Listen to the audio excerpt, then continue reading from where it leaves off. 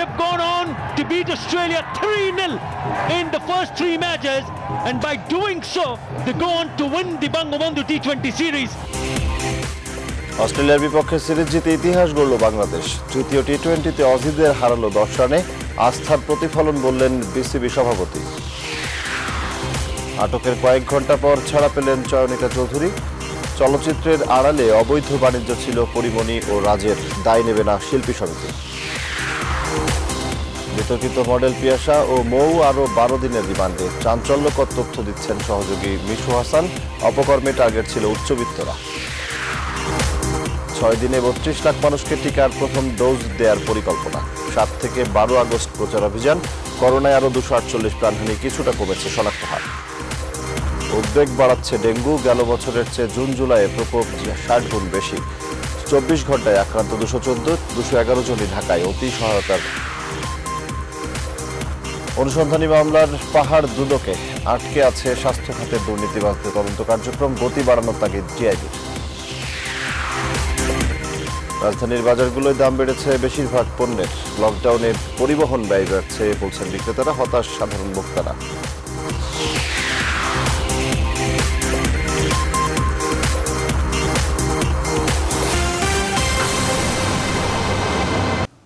স্বাগত নিউজ 24 সংবাদে, আপনাদের সঙ্গে আছি আমি সজল দাস।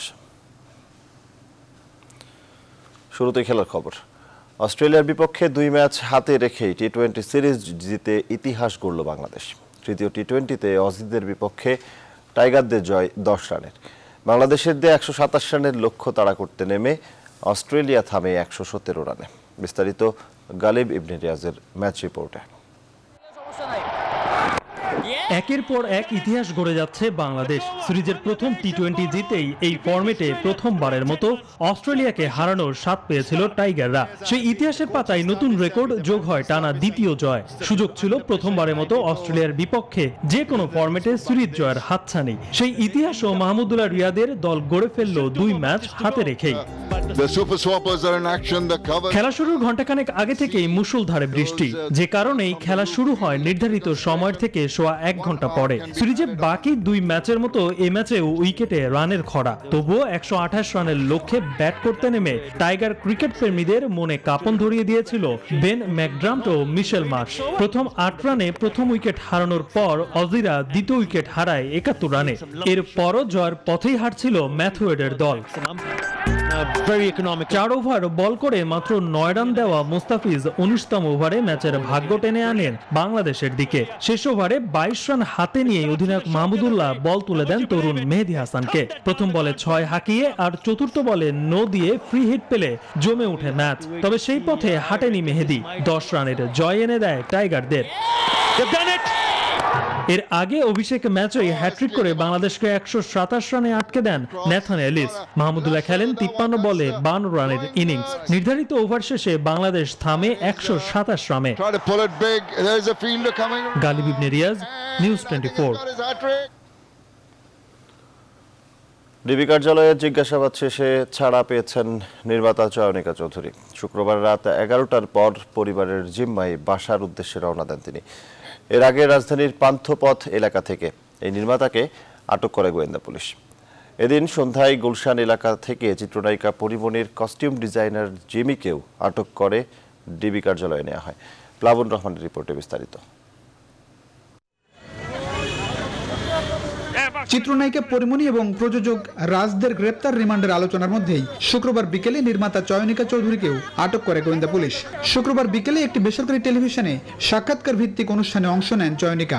এরপর সন্ধ্যায় নিজ গাড়িতে করে বাংলা মোটর থেকে ফিরছিলেন বাসায়। ফেরার পথে পান্থপথ এলাকা থেকে ডিবি পুলিশের কাছে আটক হন চয়নিকা চৌধুরী। কিছুক্ষণের মধ্যে চয়নিকার গাড়িতে করেই তাকে নিয়ে যাওয়া হয় মিন্টু রোডের ডিবি কার্যালয়ে।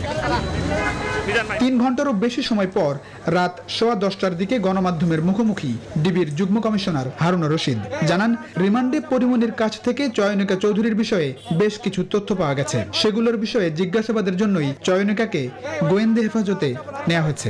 চয়নিকা চৌধুরীর সাথে আমাদের কথা বলা দরকার এবং জিজ্ঞাসাবাদ করা আমাদের প্রয়োজন ওই তদন্তের স্বার্থে, এবং সেই প্রেক্ষিতে তাকে আমরা এনেছি এবং আমরা অলরেডি জিজ্ঞাসাবাদ চলছে।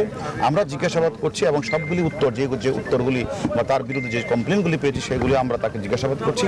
আমরা মনে করছি এখন যে জিজ্ঞাসাবাদ শেষে আমরা তাকে তার পরিবারের জিম্মায় আমরা আপাতত দিয়ে দিব এবং তাকে যখন আমরা ডাকবো সে আবার আমাদের কাছে আসবে। শেষমেশ শুক্রবার রাত 12:15টার দিকে জানা যায় পরিবারের জিম্মায় ছেড়ে দেওয়া হয়েছে নির্মাতা চয়নিকা চৌধুরীকে। গেল জুন মাসে পরিমণি যখন তার বনানীর বাড়িতে সংবাদ সম্মেলন করে এক ব্যবসায়ীর বিরুদ্ধে ধর্ষণ চেষ্টার অভিযোগ করেন, তখনও এই চিত্রনায়িকার পাশে দেখা গিয়েছিল চয়নিকা চৌধুরীকে, যাকে মম বলে সম্বোধন করে থাকেন পরিমণি। আটকের আগে চয়নিকা চৌধুরী সাংবাদিকদের জানিয়েছেন পরিমণির সাথে তার শুধুই কাজের সম্পর্ক।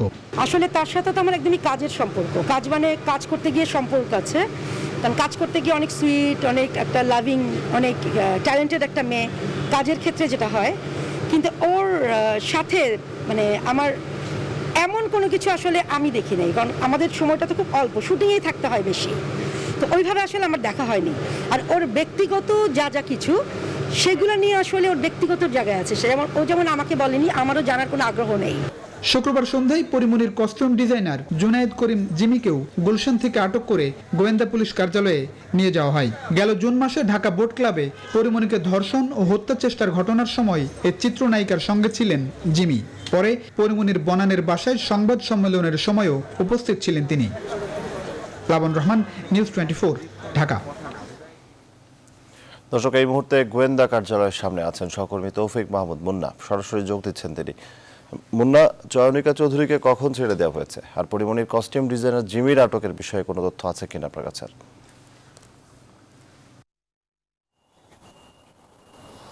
আসলে সজল রাত 11টার পরে কিন্তু তাকে ছেড়ে দেওয়া হয়েছে বলে আমরা শুনতে পেরেছি, কিন্তু আমরা তার যে চয়নিকা চৌধুরী ব্যক্তিগত গাড়ি সেটা কিন্তু তাকে নিয়ে যাননি, অর্থাৎ তার যখন গাড়িটা বের হয় তখন সেই গাড়িতে কিন্তু চয়নিকা চৌধুরী ছিলেন না। যে গাড়িতে করে তাকে পান্থপথ থেকে কিন্তু নিয়ে আসা হয়েছিল সেই গাড়িতে তিনি কিন্তু ছিলেন না। তাকে ডিবি পুলিশের পক্ষ থেকে বা অন্য গাড়িতে করে তারা কিন্তু বের করা হয়েছে, সেখানে কিন্তু আসলে সেটা কিন্তু আমরা দেখিনি এখনো পর্যন্ত।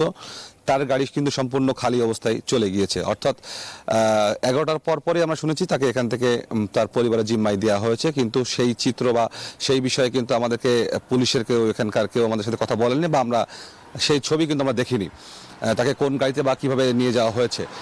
আর যেটা আপনি বলছিলেন যে এখানে রয়েছেন কিন্তু পরিমণির যিনি কস্টিউম ডিজাইনার জিমি, তিনি কিন্তু এখানে রয়েছেন, তাকে কিন্তু জিজ্ঞাসাবাদ করা চলছে। অর্থাৎ দুইজন কিন্তু এখানে আজকে গ্রেপ্তার দেখানো হয়েছিল এবং জিজ্ঞাসাবাদ নিয়ে আসা হয়েছিল। সেই প্রেক্ষিতে কিন্তু চয়নিকা চৌধুরীকে ছেড়ে দেওয়ার পরে শুধুমাত্র এখানে জিমি রয়েছেন, তাকে কিন্তু এখনো জিজ্ঞাসাবাদ চলছে।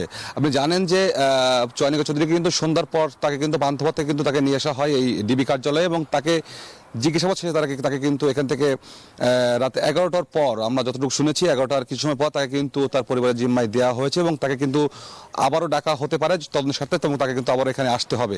আর জিমিকে কিন্তু রাত 10টার পরে জিমিকে কিন্তু গ্রেপ্তার দেখানো হয় বা তাকে গুলশান থেকে নিয়ে আসা হয় এই ডিবি কার্যালয়ে এবং তাকে কিন্তু এখনো জিজ্ঞাসাবাদ চলছে। তিনি কিন্তু পরিমণির কস্টিউম ডিজাইনার হিসাবে পরিচিত।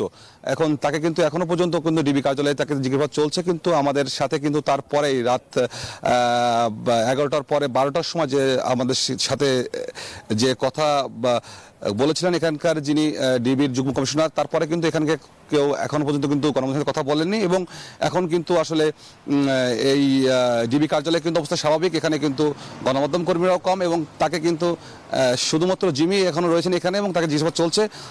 আর পরবর্তী যে আপনার তার বিষয়ে কি তথ্য সেটা কথা আমরা আগামীকাল জানতে পারবো, তাকে কি জিজ্ঞাসাবাদ করা হয়েছে বা কি ধরনের ব্যবস্থা নেওয়া হচ্ছে সেটা কিন্তু আমরা এখনো জানি না। তার হয়তো বা আমরা আগামীকাল ডিবি থেকে যে ব্রিফিং করা হলে সেটা কিন্তু আমরা বলতে পারবো যে জিমির পরবর্তী অবস্থা কি। সবকিছু মিলিয়ে সজল যে এখানে জিমি এখানে অবস্থান করছেন তাকে কিন্তু জিবি কার্যালয়ে নিয়ে রাখা হয়েছে, জিজ্ঞাসা চলছে এবং পরিমণির যিনি কস্টিউম ডিজাইনার এবং তার চয়নিকা চৌধুরী তাকে কিন্তু আপনার রাত 11টার কিছু সময় পর তাকে কিন্তু পরিবার জিম্মায় ছেড়ে দেওয়া হয়েছে, এটাই আমাদের কাছে সর্বশেষ তথ্য। তো এই ছিল সজল আমার কাছে এখানকার সর্বশেষ অবস্থা। অসংখ্য ধন্যবাদ আপনাকে তৌফিক মাহমুদ মুন্না। সহকর্মী তৌফিক মাহমুদ মুন্না আমাদের সঙ্গে যুক্ত হয়েছিলেন, জানাচ্ছিলেন ডিবি কার্যালয়ের সামনে থেকে। চলচ্চিত্রের আড়ালে অবৈধ ব্যবসা করতেন চিত্রনায়িকা পরিমণি, তবে তার সঙ্গে এক নারী ও কস্টিউম ডিজাইনার জিমিও সম্পৃক্ত বলে জানিয়েছেন ডিবির যুগ্ম কমিশনার হারুনুর রশিদ। মাদক মামলায় 4 দিনের জিজ্ঞাসাবাদে এখন গোয়েন্দা পুলিশের কার্যালয়ে পরিমণি ও প্রযোজক নজরুল ইসলাম রাজ সহ 4 জন। এই মামলা সিআইডির কাছে হস্তান্তর করা হয়েছে। চলচ্চিত্র সমিতির নেতারা বলছেন, ব্যক্তির অপকর্মের দায়ভার শিল্পী সমিতি নেবে না। বিস্তারিত মৌ খন্দকারের রিপোর্টে। একে একে বেরিয়ে আসছে চিত্রনায়িকা পরিমণির অবৈধ ব্যবসার প্রমাণ। বুধবার হঠাৎ পরিমণির বাসায় অভিযান চালায় র্যাব। তার বাসা থেকে বিপুল পরিমাণ মাদকদ্রব্য জব্দ করা হয়। ওই দিনই প্রযোজক নজরুল ইসলাম রাজের বাসায় অভিযানেও মেলে বিপুল পরিমাণ মাদকদ্রব্য। এই ঘটনায় পরিমণি ও রাজ সহ তাদের 2 সহযোগীকে গ্রেফতার করে আদালতে পাঠানো হয়। বৃহস্পতিবার সন্ধ্যায় আদালত 4 জনকে 4 দিনের জিজ্ঞাসাবাদের জন্য গোয়েন্দা পুলিশকে অনুমতি দেয়।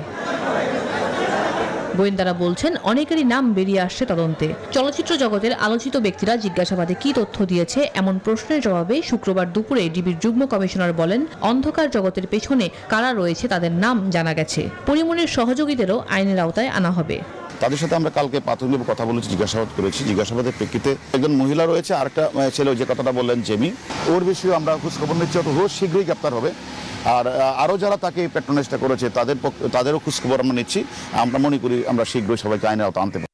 র্যাব বলছে, প্রযোজক রাজ তথাকথিত মডেলদের নিয়ে অনৈতিক কর্মকাণ্ড করাতো তা স্বীকার করেছেন। তাদের দেয়া সব তথ্যই যাচাই বাছাই করা হচ্ছে। অনেকের সাথে তার সুসম্পর্ক, সখ্যতার কথা সে বলেছে আমাদেরকে। অনেকের সাথে তার মিডিয়া জগতে তার পরিচিতির কথা সে আমাদেরকে বলেছে। সমস্ত বিষয়গুলো যেটা তদন্তের প্রয়োজন রয়েছে বলে আমরা মনে করি। আমরা এটা তো তাদের ওয়ান সাইডেড বক্তব্য আমরা নিয়েছি, শুনেছি। এটা পরবর্তীতে তদন্তের মাধ্যমে হয়তো আরো বিস্তারিত পাওয়া যাবে। বাংলাদেশ চলচ্চিত্র শিল্পী সমিতির সাধারণ সম্পাদক বলেছেন, কোন শিল্পীর ব্যক্তিগত অপকর্মের দায় সমিতি নেবে না। তো এই ধরনের 1-2 জন শিল্পীর জন্য যদি আমাদের সমগ্র শিল্পী সমাজের একটা সুনামহানি হয়, মানে সুনাম নষ্ট হয়, সেটা আমরা শিল্পী সমাজ কখনোই মেনে নেব না। চিত্রনায়িকা পরিমণি ও প্রযোজক রাজের মামলা পুলিশ সদর দপ্তরের নির্দেশনায় সিআইডিতে হস্তান্তর করা হয়েছে। মৌ খন্দকার, নিউজ 24, ঢাকা। বিতর্কিত মডেল ফারিয়া মাহমুদ পিয়াসা 3 মামলায় আবারও 8 দিনের রিমান্ডে এবং আরেক মডেল মৌ আক্তার 4 দিনের রিমান্ডে সিআইডির কাছে। গেল রোববার তাদের রাজধানীর বারিধারা ও মোহাম্মদপুর থেকে গ্রেফতার করে সাইবার ক্রাইম বিভাগ। সোমবার তাদের 3 দিন করে রিমান্ড দেন সিএমএম আদালত। তাদের কাছে রিমান্ডে পাওয়া গেছে নানা তথ্য, আর তাদের মোবাইলে ধারণ করা নানা অশালীন নাচ গানের ছবি উদ্ধার করা হয়েছে। বিস্তারিত মাসুদ আলা বনির প্রতিবেদনে।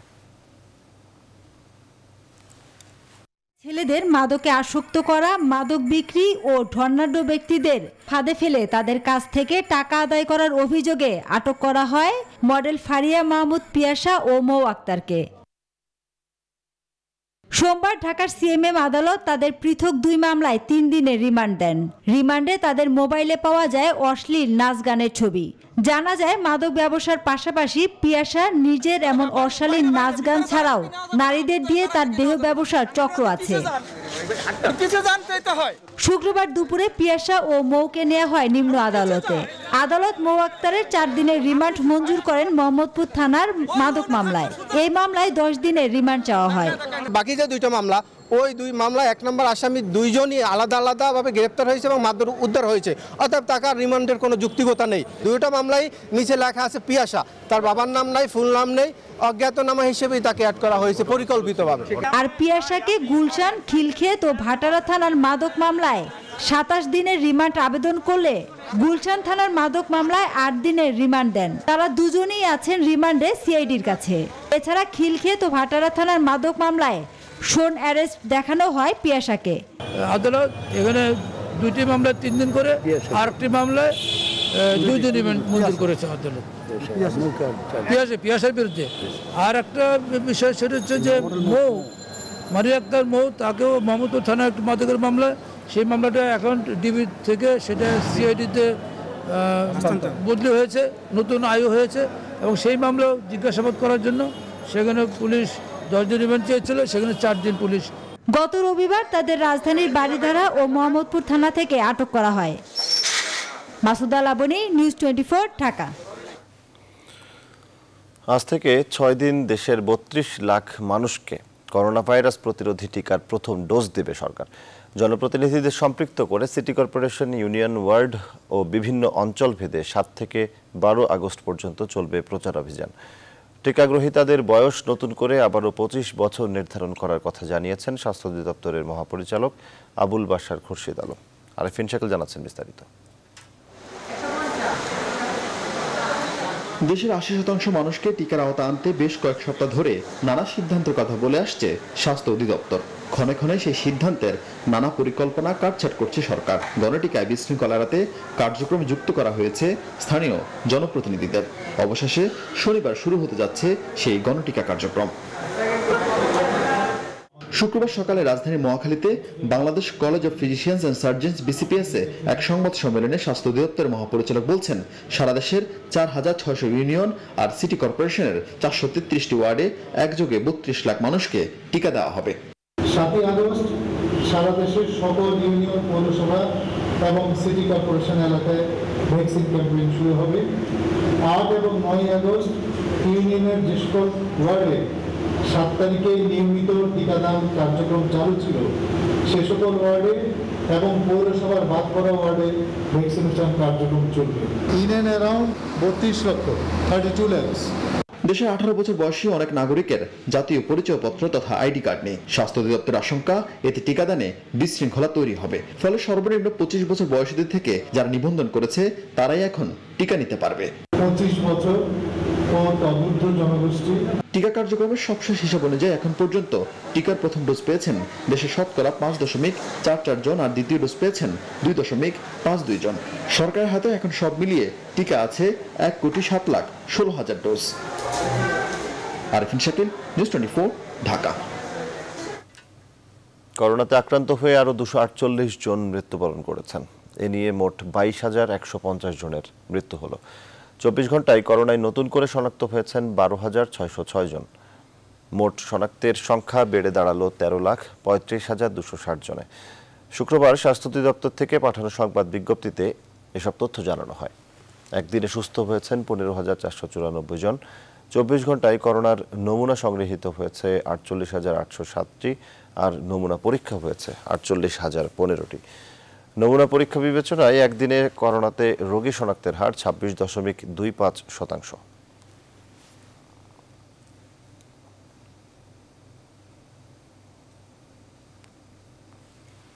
চলতি বছরে ডেঙ্গু আক্রান্তের সংখ্যা 4,000 ছাড়িয়েছে। গেল বছরের এই সময়ের চাইতে যা কয়েক গুণ বেশি। সবশেষ 24 ঘন্টায় 214 ডেঙ্গু রোগী হাসপাতালে ভর্তি হয়েছেন। এদের মধ্যে 211 জনই ঢাকায়। ডেঙ্গু রোগী বাড়ার সঙ্গে করোনা ও আবহাওয়ার সম্পর্ক রয়েছে বলে মনে করছেন বিশেষজ্ঞরা। অন্তরা বিশ্বাসের প্রতিবেদন।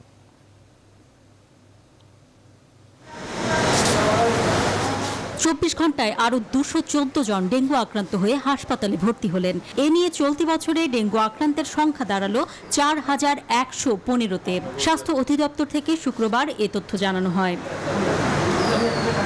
অধিদপ্তর আরও জানায়, গেল 24 ঘন্টায় আক্রান্ত 214 জনের মধ্যে 3 জন ঢাকার বাইরের, আর বাকিরা ঢাকার। মোট আক্রান্তের মধ্যে ঢাকার বাইরে আছেন 147 জন। এর মধ্যে চলতি আগস্ট মাসেই 1,457 জনের ডেঙ্গু শনাক্ত হয়েছে। বিশেষজ্ঞরা বলছেন, এবার বৃষ্টিপাত বেশি হওয়ায় বিভিন্ন জায়গায় পানি জমেছে, তাই বেড়েছে ডেঙ্গু আক্রান্তের সংখ্যা। এবার হচ্ছে কি, মাঝে মধ্যে থেমে থেমে বিক্ষিপ্তভাবে কিন্তু বৃষ্টিপাত হচ্ছে। বৃষ্টিপাত হলেই যেখানে পানি জমবে, পরিষ্কার পানি জমলে ওখানে কিন্তু ডেঙ্গু মশার ডিম পায়। যেমন বাইরে যে কোনো পরিত্যক্ত পাত্র, যে ডাবের খোসা বা ক্যান বা ধরনের যে চিপসের খোসা, এমনকি যে টায়ার দেখবেন ফালায় রাখে, টায়ারের মধ্যে পানি জমে, ওর মধ্যে ডেঙ্গু মশা কিন্তু ডিম পারে। এছাড়াও এই যে ডেঙ্গুর মশার যে ডিমগুলো, এগুলো কিন্তু সুপ্ত অবস্থায় মাটিতে থেকে যায়। বৃষ্টির পানি পড়লেই এই ডিমগুলো থেকে মশা একটা এডিস মশা তৈরি হয়।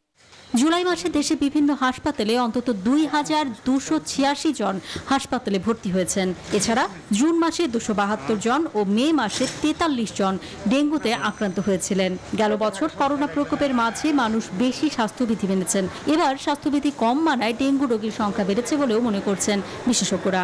গত বছর কম ছিল দেখে অনেকে সচেতনটা ভুলে গিয়েছে। যেমন স্বাস্থ্যবিধি কথা বলেন, যখন মানুষ যে ভ্যাকসিন দেওয়া শুরু করলো তখন এই স্বাস্থ্যবিধি ভুলে গেল, তার ফলে জনগণ আসলে সচেতন ছিল না বলে কিন্তু সংখ্যাটা একটু বাড়তির দিকে ডেঙ্গুটা, এবং এই মৌসুমটা কিন্তু ডেঙ্গুর মৌসুম, সেই জন্য সবাইকে সচেতন হতে হবে। বর্তমানে ঢাকার বিভিন্ন হাসপাতালে 1010 জন এবং ঢাকার বাইরে 38 জন ডেঙ্গু রোগী বিভিন্ন হাসপাতালে চিকিৎসা নিচ্ছেন। অন্তরা বিশ্বাস, নিউজ 24, ঢাকা।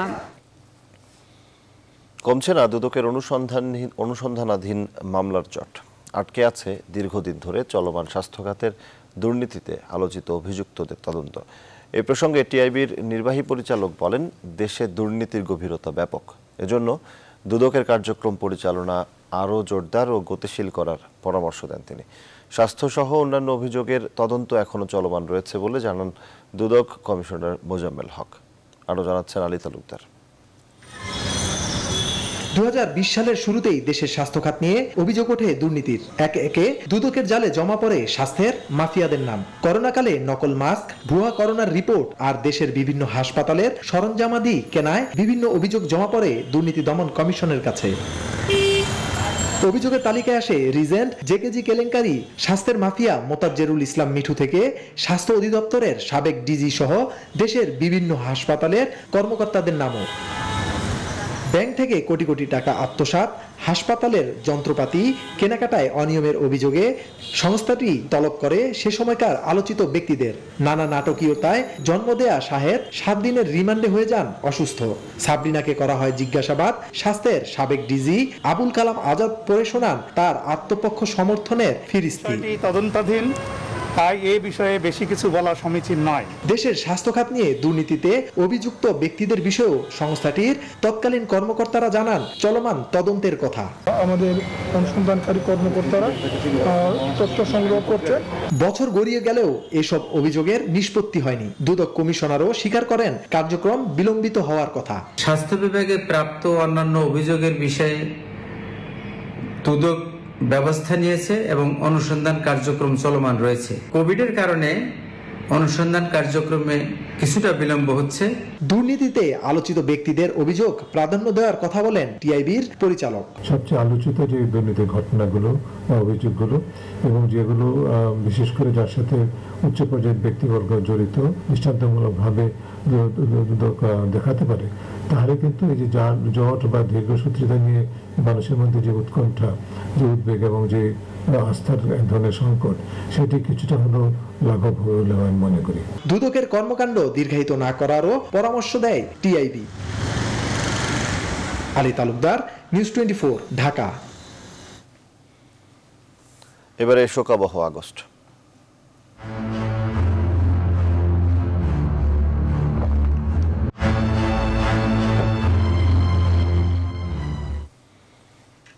বাঙালি সাধারণ মানুষ আর মানবতার জন্যই ছিল বঙ্গবন্ধুর আজীবন সংগ্রাম।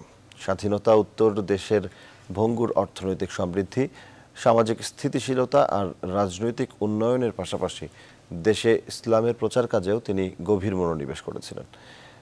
তিনি তার সংক্ষিপ্ত ক্ষমতাকালে ইসলামের সম্প্রসারণ এবং ইসলামী মূল্যবোধের প্রচার ও প্রতিষ্ঠায় যে অসামান্য অবদান রেখে গেছেন তা সমকালীন মুসলিম বিশ্বে বিরল দৃষ্টান্ত হয়ে আছে। শাহ আলী জয়ের রিপোর্ট।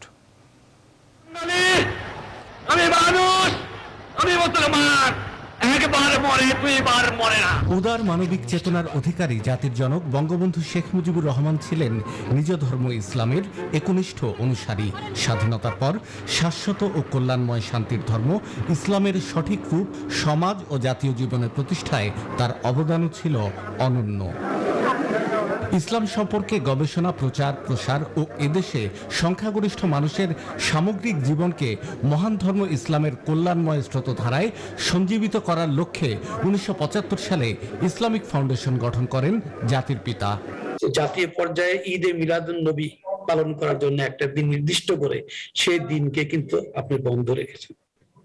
জাতীয় পর্যায়ে এই কাজ করতে গিয়ে তাকে অনেক কষ্ট করতে হয়েছে সে সময়। তারপরেও বাংলাদেশ মাদ্রাসা শিক্ষা বোর্ড উনি নতুন পুনর্গঠন করেন। মুসলিম বিশ্বের সঙ্গে সুসম্পর্ক গড়ে তোলার উদ্দেশ্যে 1974 সালে লাহোরে অনুষ্ঠিত ইসলামিক সম্মেলন সংস্থা ওআইসির অধিবেশনে যোগদান করেন বঙ্গবন্ধু। এর ফলে আরব সহ মুসলিম বিশ্বে বাংলাদেশের ভাবমূর্তি উজ্জ্বল হয় এবং মুসলিম বিশ্বের নেতাদের সঙ্গে সুদৃঢ় ভ্রাতৃত্বের বন্ধন গড়ে ওঠে। আরব ইসরায়েল যুদ্ধে আরব বিশ্বের পক্ষে সমর্থন ও সাহায্য প্রেরণ, এটা কিন্তু একটা মারাত্মক বিষয়, যে বিষয়টা নিয়ে কোনোদিন কেউ ভাবতে চায় না, কোনো আলেম ওলামা বা সমাজের যারা। এটা আমার কাছে খুব কষ্ট লাগে। আমাদের দেশে তখন কি ছিল, কি সাহায্য প্রেরণ করবে বলেন? তারপরে যতটুকু উনি পেরেছেন ওনার ক্ষমতায়, কোন সাহায্য কিন্তু প্রেরণ করেছেন। মুসলিম বিশ্বের দ্বিতীয় বৃহত্তম জামায়াত বিশ্ব ইজতেমার জন্য টঙ্গীর তুরাগ তীরে স্থায়ী জায়গা দেন বঙ্গবন্ধু। হজযাত্রীদের জন্য সরকারি তহবিল থেকে অনুদান এবং হজের ভ্রমণ কর বাতিল করেন। বঙ্গবন্ধু চিন্তা করেছিলেন যে হজযাত্রীদের কিভাবে পাঠানো যায়। উনি কিন্তু সমুদ্র পথে আপনার হজযাত্রীদের জন্য হিজবুল বাহান নামে জাহাজ ক্রয় করে হাজিদের আপনি পাঠানোর ব্যবস্থা করেছিলেন।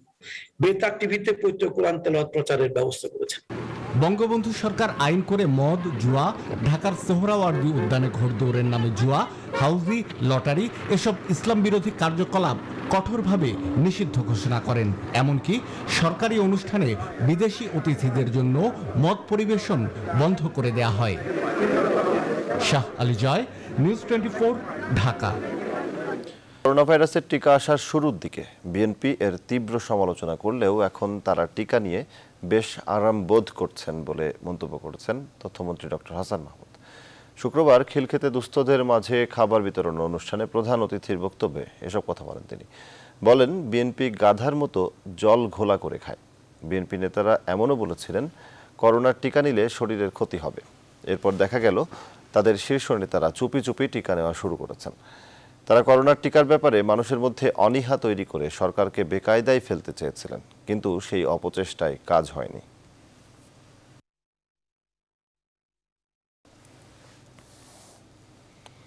রাজশাহীতে লীগ শব্দ জুড়ে দিয়ে গড়ে উঠেছে একাধিক ভুঁইফোড় সংগঠন।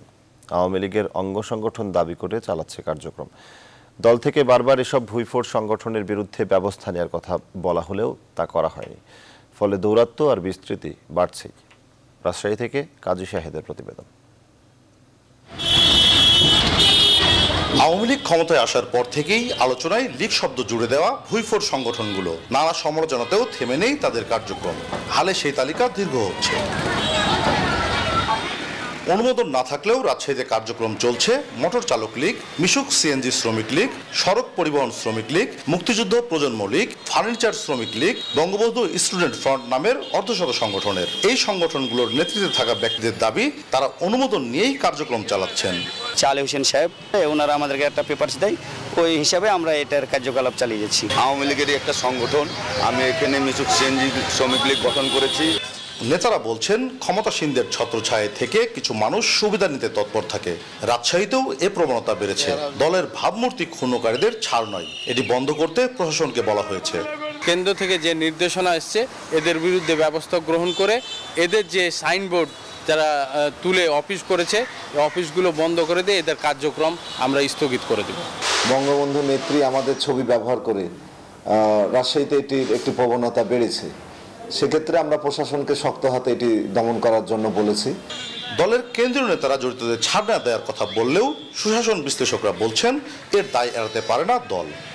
জননেত্রী শেখ হাসিনার উন্নয়নের কর্মকাণ্ড প্রশ্নবিদ্ধ হবে যাদের কারণে তাদের বিরুদ্ধে অবশ্যই দল ব্যবস্থা গ্রহণ করবে। তারা সত্যিকার অর্থে যদি দৃশ্যমান ফলাফল দেখাতে পারতো তাহলে আজকে কিন্তু এরকম ভুঁইফোড় সংগঠনের জন্ম হইতো না। এবং আমি মনে করি এই ভুঁইফোড় সংগঠনের জন্ম হওয়ার পিছনে কিন্তু দল কিন্তু কোনোভাবে তাদের দায়িত্ব এড়াতে পারে না। মুখে নানা কথা বললেও ভুঁইফোড় সংগঠনগুলোর লাগাম টানতে পারছেন না আওয়ামী লীগের নেতারা। এসব সংগঠন গড়ে ওঠার নেপথ্যে জেলা ও মহানগর পর্যায়ে নেতাদের ইন্ধনের অভিযোগও আছে তৃণমূল নেতাদের। কাজী শাহেদ, নিউজ 24, রাজশাহী।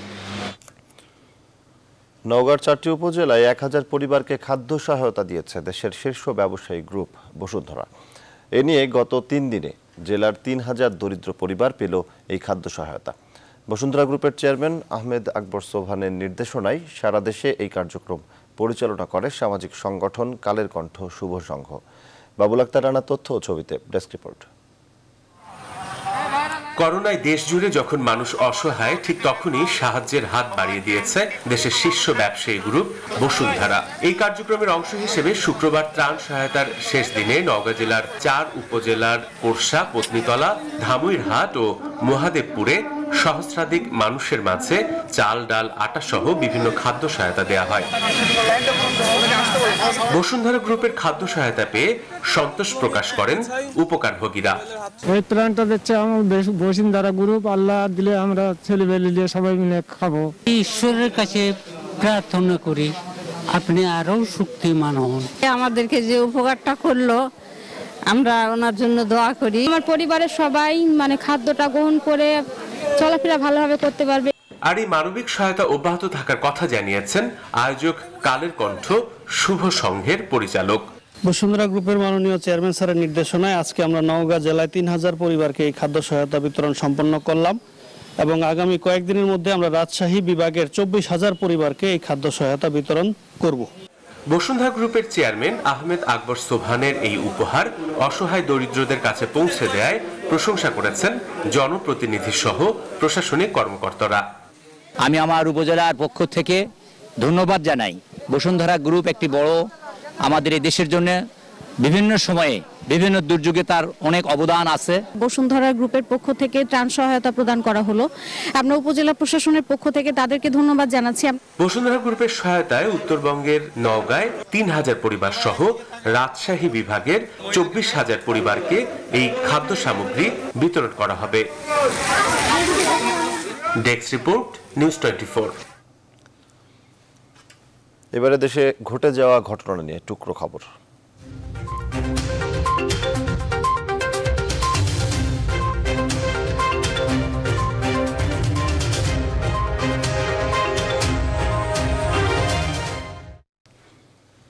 চট্টগ্রামে আরও 2,66,400 ডোজ টিকা পৌঁছেছে। এর মধ্যে 38,400 ডোজ যুক্তরাষ্ট্রের তৈরি মডার্না এবং 1,20,000 ডোজ চীনের তৈরি সিনোফার্ম ও 1,08,000 ডোজ অক্সফোর্ড অ্যাস্ট্রাজেনেকার টিকা। শুক্রবার সকাল 7টার দিকে টিকা বহনকারী বিশেষ গাড়ি সিভিল সার্জন কার্যালয়ে এসে পৌঁছায়। চট্টগ্রামে করোনার টিকা ব্যবস্থাপনা কমিটির সদস্যরা আনুষ্ঠানিকভাবে এই টিকার চালান গ্রহণ করেন। ঢাকা চট্টগ্রাম মহাসড়কে ফুট ওভারব্রিজ নির্মাণ কাজের জন্য শনিবার ভোর 5:30 থেকে 7টা পর্যন্ত এই মহাসড়কে 1.5 ঘন্টার জন্য যান চলাচল বন্ধ থাকবে। চট্টগ্রাম সড়ক ও জনপথ বিভাগ এই তথ্য জানায়। ঊর্ধ্বমুখী করোনার সংক্রমণ রোধে সচেতনতা বৃদ্ধির লক্ষ্যে 3 দিনব্যাপী ফ্রি টিকা নিবন্ধন ও মাস্ক বিতরণ কর্মসূচির আয়োজন করেছে নীলফামারী পৌর বিএনপি। শুক্রবার সকালে দলীয় কার্যালয়ে ফ্রি টিকা নিবন্ধন ও মাস্ক বিতরণ কর্মসূচির উদ্বোধন করেন নীলফামারী জেলা বিএনপির সভাপতি আখম আলমগীর সরকার।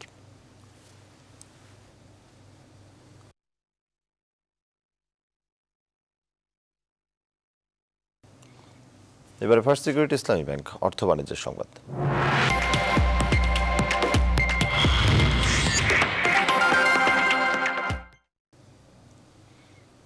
দুই সপ্তাহের বেশি সময় ধরে চলা লকডাউনের কারণ দেখিয়ে রাজধানীর বাজারগুলোতে দাম বেড়েছে নিত্যপণ্যের। বিক্রেতারা বলছেন পরিবহন ব্যয় বেড়ে যাওয়ায় তার প্রভাব পড়েছে বাজারে। বেড়েছে সব রকমের সবজি ও নিত্যপণ্যের দাম। বাড়তি দামে পণ্য কিনতে গিয়ে হতাশ লকডাউনে ক্ষতিগ্রস্ত সাধারণ ক্রেতারা। বিস্তারিত মাহমুদুল হাসানের রিপোর্টে। 2 সপ্তাহ পার হয়েও চলমান কঠোর লকডাউন, তাই সাধারণ মানুষের আর্থিক অবস্থা ভালো নয়। এর মাঝেও শুক্রবার রাজধানীর বাজারগুলোতে বাড়তি ভিড় দেখা গেল ক্রেতাদের। সবজির বাজারে গিয়ে দেখা গেল বর্ধিত দামে বিক্রি হচ্ছে প্রায় প্রতিটি সবজি। বাজারে সবজির প্রচুর যোগান থাকলেও লকডাউনের কারণে বেড়েছে পরিবহন ব্যয়, তার প্রভাবেই এমন অবস্থা দাবি বিক্রেতাদের। মরিচ বিক্রি হচ্ছে 150 টাকা কেজিতে। এত অল্প সময়ের ভিতরে অ্যাব্রাপ্টলি 3-4 গুণ দাম বেড়ে যাওয়ার কারণ, গত সপ্তাহে 40 টাকা কেজি কিনেছি, সেই মরিচ এখন 140 টাকা হয়ে গেছে। বরবটি আছে 60 টাকা, মূলা 40 টাকা, বেগুন আছে লাম্বাগুলো আছে 40 টাকা, গোলগুলো আছে 60 টাকা, এরকম করলা আছে 50 টাকা। তবে কুরবানির ঈদের পরের সময় হওয়ায় কিছুটা স্থিতিশীল মাংসের বাজার। ব্রয়লার মুরগির দাম কম, বিক্রি হচ্ছে 120 টাকা কেজিতে। তবে এবার বাজারে ইলিশের আমদানি কম, তাই দামও চড়া। ইলিশ মাছের দাম গত বছর যা ছিল এই সময়, আমি তো নিয়মিত বাজার করি, এখন মনে হচ্ছে অ্যাটলিস্ট 20% বেশি আছে। জালোয়ারে যে যায় 1টা 2টা 3টা করে মাছ পায়, চাঁদপুরে কোনো মাছ নেই, অনেক দাম বেশি, প্রচুর দাম। এদিকে মুদি দোকানেও প্রভাব পড়েছে লকডাউনের। চিনি ও আটার দাম বেড়েছে কেজি প্রতি 2 থেকে 5 টাকা পর্যন্ত। লকডাউনের মাঝে এমন দাম বৃদ্ধিতে অসহায় সাধারণ ক্রেতারা। যেসব দ্রব্যমূল্য যেটা আছে বাজারে, এগুলো সব অনেক উপরে চলে গেছে, কেনা মানে মানুষের সামর্থ্যের বাইরে চলে যাচ্ছে সবকিছু দিন দিন। নিম্নবিত্ত গরিব শ্রেণীর মানুষ, তাদের জন্য খুব কষ্ট। আর করোনাকালীন সময় মানুষের কাজ নাই। তবে চালের বাজারে নতুন করে দাম না বাড়লেও পূর্বের বর্ধিত দামেই বিক্রি হচ্ছে চাল। করোনা পরিস্থিতির মাঝেও শুক্রবার বাজারগুলোতে স্বাস্থ্যবিধি মানার বিষয়টি ছিল অনেকটাই উপেক্ষিত। মাহমুদুল হাসান, নিউজ 24, ঢাকা। এবারে প্রবাসের খবর।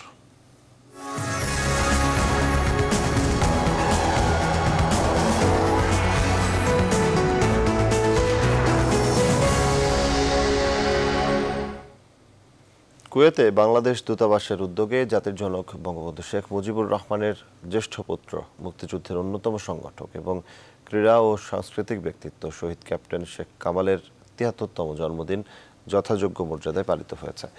কুয়েতে নিযুক্ত বাংলাদেশের রাষ্ট্রদূত মেজর জেনারেল মোহাম্মদ আশিকুজ্জামানের সভাপতিত্বে বঙ্গবন্ধু শেখ মুজিবুর রহমান ও তার পরিবার সহ সব শহীদের আত্মার মাগফিরাত কামনা হয়। এছাড়া করোনা থেকে মুক্তি এবং বাংলাদেশের উন্নতি ও সমৃদ্ধি কামনা করে বিশেষ মোনাজাত করা হয়।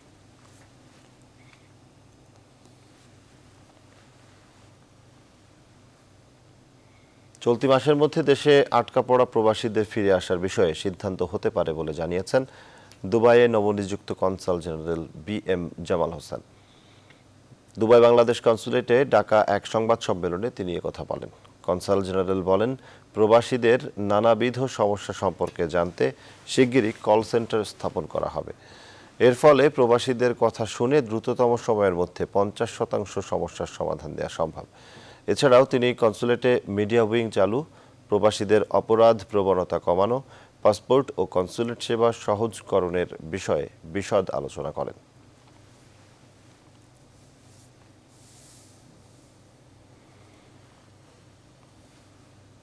ইতালির বন্দরনগরী নাপোলিতে দীর্ঘদিন ধরে চলতে থাকা সন্ত্রাসী কর্মকাণ্ডের প্রতিবাদে সমাবেশ অনুষ্ঠিত হয়েছে। সমাবেশে দেশটির মানবাধিকার সংগঠন ত্রে ফেব্রুয়ারিয়া CGL সহ প্রায় 10-এর অধিক সংস্থা ঐক্যবদ্ধ হয়ে অমানবিক কর্মকাণ্ডের প্রতি ধিক্কার জানিয়েছে।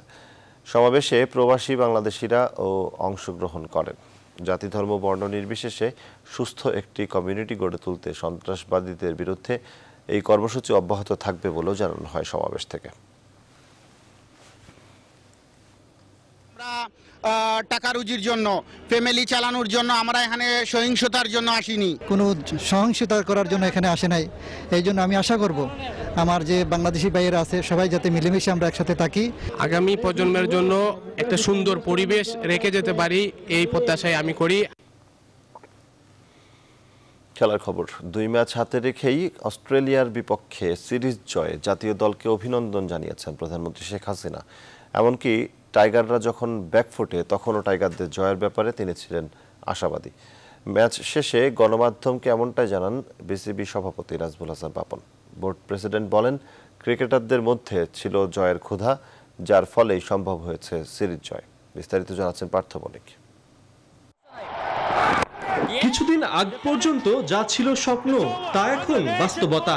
গেল 14 বছরে টাইগারদের সাথে 4 ম্যাচ খেলে যারা প্রতিটিতেই পেয়েছে জয়, সেই অস্ট্রেলিয়ায় 4 দিনের মধ্যে 3 ম্যাচ হেরে সিরিজ হারের লজ্জায় দিশেহারা। সাকিব, রিয়াদ, মুস্তাফিজদের অপ্রতিরোধ্য পারফরমেন্সে মুগ্ধ প্রধানমন্ত্রী শেখ হাসিনা। ম্যাচে ব্যাকফুটে থাকলেও লাল সবুজদের উপর ভরসা হারাননি তিনি। ম্যাচ শেষে যা জানালেন বিসিবি সভাপতি নাজমুল হাসান পাপন।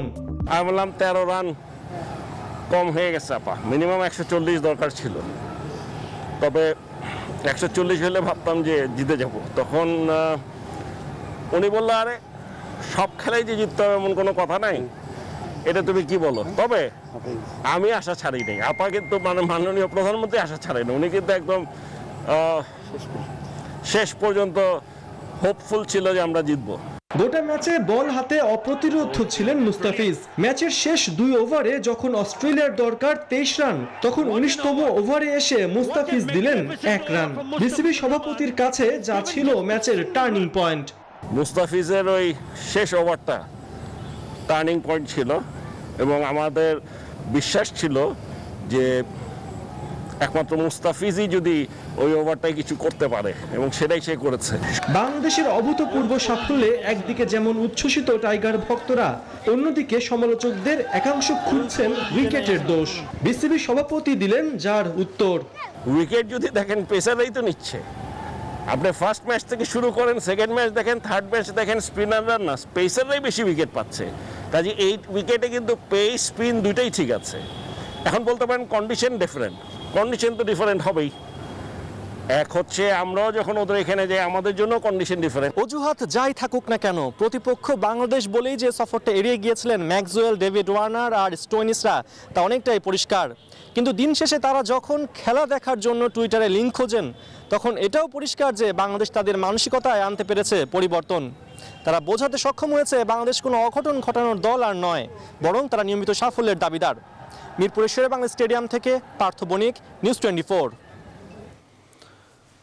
সংবাদ শেষ করব, তার আগে শিরোনামগুলো জানাবো আরেকবার।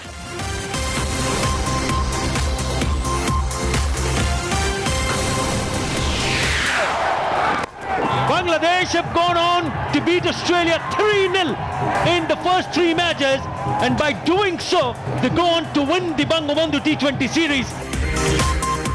অস্ট্রেলিয়ার বিপক্ষে সিরিজ জিতে ইতিহাস গড়ল বাংলাদেশ। তৃতীয় টি20তে অস্ট্রেলিয়া হারালো 10 রানে, আস্থার প্রতিফলন বললেন বিসিবি সভাপতি।